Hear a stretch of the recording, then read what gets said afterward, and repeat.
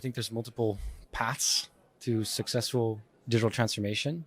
From the perspective of a technological transformation, I think some banks are deciding to replace their legacy systems bit by bit. And how they do that, they might partner with a vendor, a strategic partner, or they might do it themselves.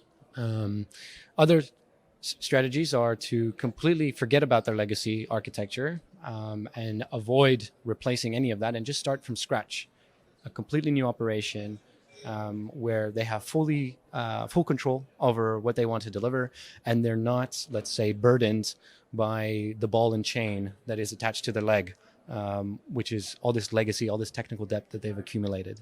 I think that the latter strategy is going to be probably more successful. But it's very difficult for banks to make that leap, to make that jump, to start from scratch. I think they're too tied to perhaps the sentimental and emotional attachment of what they've already built in the last, let's say, several decades. I'm of the opinion of screw your internal processes because they were built from a long time ago. And I think if you are trying to change customers' expectations to adapt with your internal processes, that's very product centric, that's very inside out thinking, and you're actually going to lose your customers. They're going to go somewhere else.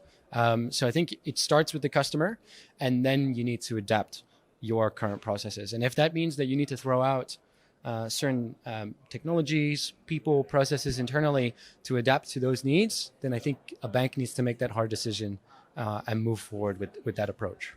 Yeah, so maybe coming back to the first question or first answer that I had, banks are chasing digital transformation because they're trying to replace what they have today internally, constantly upgrading, replacing old solutions slowly and slowly and slowly. But as you can see, there's a lot of players like the Revoluts of the world and the Monzos of the world that are scaling incredibly fast and acquiring millions of customers in a matter of months, years.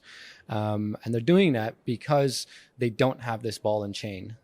So if a bank wants to do a quantum leap, I really think that they need to start from scratch and start on a clean slate, maybe getting a completely new back-end system, completely new core banking system, and then same thing for the front end and the digital banking on top. Yeah, so that was a question that was asked during the panel discussion earlier this morning. I think there's no such thing nowadays as a loyal customer, maybe the older demographic, but banks are not fashion brands.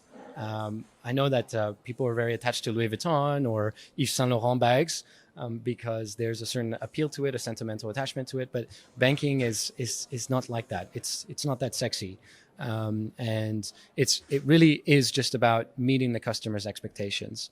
And if you fail to deliver that, then yeah, you will create friction and you will jeopardize that relationship that you have with the customer, and they will go somewhere else.